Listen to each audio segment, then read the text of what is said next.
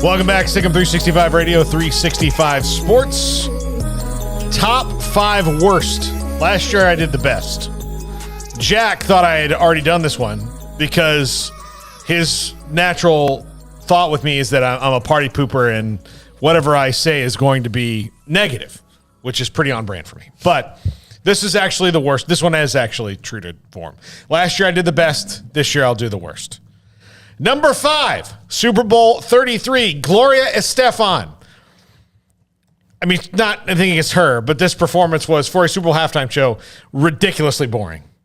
It just didn't, it was in Miami, in the Miami Sound Machine. It made sense, but it was too far after her true glory days. How often do sense. Those Super Bowl halftime performers perform after their glory days? Until recently, most of the time. Yeah.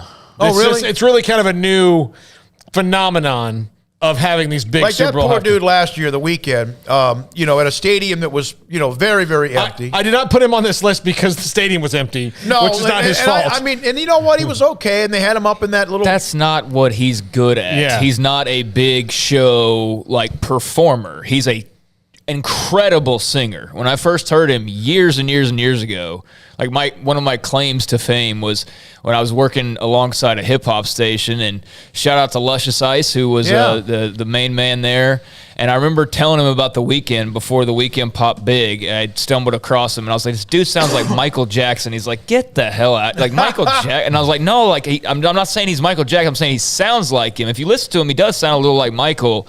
But yeah, he was like a dark, brooding guy then who didn't even show his face, and he's opened up in recent years, but he's still not a performer. He's not a Super Bowl halftime guy. He's also, because he's more of a performance artist, and the sets and everything, the whole thing, when you watch a video. Some probably said, I don't want to do that this year in Tampa because of the fact they knew there wouldn't be many people there. Well, I mean, it worked out for him in that he can do his kind of thing, but the other thing about The Weeknd is he is very popular with a certain group of people, but he had no broad reach. Much like Gloria Estefan here, this was, you had the right ideas, you're doing Super Bowl in Miami, it's the Miami Sound Machine. It just, you're talking about football fans, you're like, man, do I want to see Gloria Estefan? Yeah. No.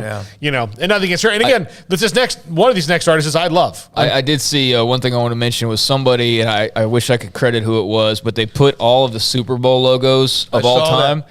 And, man, I didn't realize how generic those have become for a decade. They are the most generic logos, and they used to be so cool. I had those pins. Yeah. I had the pins up on the wall, and they are gorgeous. Now they're just the same thing. They just changed the number and the color, and that's it. But they're all just silver it's so and bland. blockish. Yeah. You used to have some of the kind of flavor of the city. Yes. Yeah, the locale. Number 4, Phil Collins and Christina Aguilera, Super Bowl 34. Nothing against Phil Collins. Is that a picture of... Oh, that's Enrique Iglesias. Okay. That was that's not Phil Collins. But this is one of the ones where they put a bunch of people together, like Phil Collins, Enrique Iglesias, Christina, and would those people all ever be together at the same time for any reason other than this? For Live Aid or something that. I mean, Phil Collins is an all-time great. An all-time great. In the Air Tonight is a banger in any era. 29, 24. 34. 30. I'm sorry. I missed their next. Okay. Yeah, 34. Damn. Okay. That was the Broncos or Rams? Yeah. No, I can't remember like that. Well, 30 was the Cowboys. Yeah. 31 would have been the Packers. Yeah. And then Denver, and then the Rams. But yeah, that was just kind of a smorgasbord of people just kind of seemingly thrown together. It felt like, but yeah. Number 3, Shania Twain and No Doubt, Super Bowl 37. Picking a random. I mean, it's just, and here's the thing. I'm not knocking Shania Twain. I'm not knocking No Doubt. I am a huge No Doubt fan. Who in the hell is No Doubt? Gwen Stefani. Oh, Gwen Stefani before she was a solo. Well, you said Christina Aguilera. Yeah. Okay. But Shania Twain and No Doubt together makes no sense at all. Yeah, they don't need to have No Doubt. Just put Shania up there. Yeah, or No Doubt. They don't need to be together. Yeah. It's not a thing. Yeah, they love the crossovers. That's become kind of like the bland logo is sort of their thing. And I know it would be more of a streamlined cross. It's not really a crossover this year. It's more streamlined. But yeah, it's kind of a random pairing for sure. Yeah. All right. 2, Coldplay, Super Bowl 50. I am actually a Coldplay fan, but they don't fit the Super Bowl. They also don't fit the Super Bowl when you put Beyonce and Bruno Mars, two way more high energy performers, around them. Is that New York? 50? Super Bowl 50? Yeah. Yeah, I think so. I remember Bruno Mars, and he was the most entertaining. Well, of course, Bruno Mars Beyonce's did one by himself, too, and he was great. Like right soon after that. Yeah. But Bruno Mars and Beyonce around Coldplay, it doesn't make sense. Like, let Bruno, let Beyonce. And how about Katy Perry and the Shark? That's one of the best ones. I know. Yeah, it's great. I mean, okay. Whether you like Katy Perry or not, the spectacle was great. Yeah. So, and number one, and this could have been all five of them, Maroon bleeping 5 in Atlanta. This was so bad. So bad. Why? Well, first of all, he was naked. They're not good. Second of all, I mean, these ridiculous, nonsensical tattoos. You don't like them. That's fine. Okay. Yeah. All right. He went naked. Yeah. I mean, and there's a big controversy. You would never let a woman do that. Yeah. I mean, look, Janet Jackson shut down America. Yeah, I know. This jamoke goes up there, and everybody's like, oh, look at him. Who are you, The Rock? Yeah. No, that's Jabroni. Oh, okay.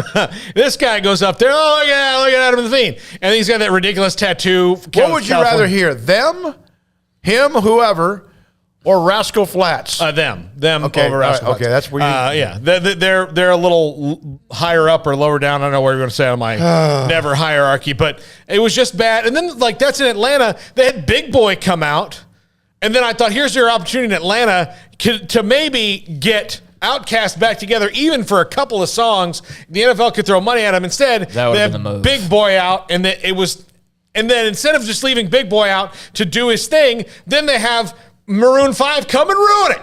Yeah. So how about the one with oh Lord, jeez, who's the one that was married to A-Rod? Jennifer Lopez and Shakira. Yeah, that one. That's an all-timer right there. I was complaining about that one. No, I was complaining about that one. Maying J-Lo, because I think she got overshadowed a little bit. Yeah. Yeah, it would. But I think this is the NFL this year has corrected a very big wrong from a couple years ago, and in the last couple years, should be. Now, granted, there could be technical issues or whatever, but Dr. Dre, Eminem, Snoop, Kendrick Lamar, Mary J. Blige should be a heck of a show. Yeah, it should be. You know, it's not going to be for everybody. Obviously, you know, there people who don't love hip hop they're probably not like circling this on their calendar. But as somebody who grew up, you know, listening to a lot of Dre and then eventually a whole heck of a lot of Eminem from basically the moment he dropped his first music video, I'll never like it's weird. I'll never forget where I was. You know, people have these stories. I'll never forget where I was when JFK died, or I'll never forget where I was when 9/11 happened, and I'll never forget where I was when I first saw Eminem's music video. It was late at night when MTV actually played music videos. I was randomly laying in bed, and this video comes on, and I'm like, what in the world is this? Like, who is this dude? Is he a rapper? Like, why does this just sound so different? And I was just hooked, and always have been, and I never thought I'd see Eminem or Snoop or Dre.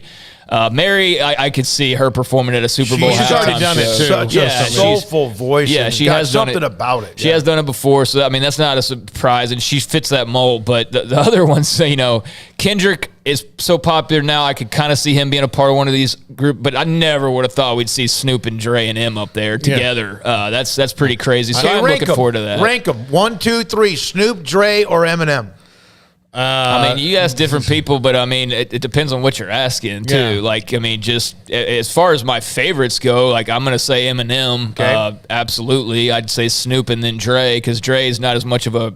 Dre's got great songs, but the others have far better catalogs, I would think. Yeah. Because if you're doing producers, like it's Dre. Yeah. Lord. All of this is happening because of Dre. Really. Yeah. Because he's a pioneer. I cannot wait to hear Eminem sing Forgot About Dre and then see Dre pop on, because that's going to happen. Yeah, I feel like you'll come in on a helicopter or something like that. It's been fun to be at a lot of them. Obviously, it's been great to listen to some of the national anthems along the way.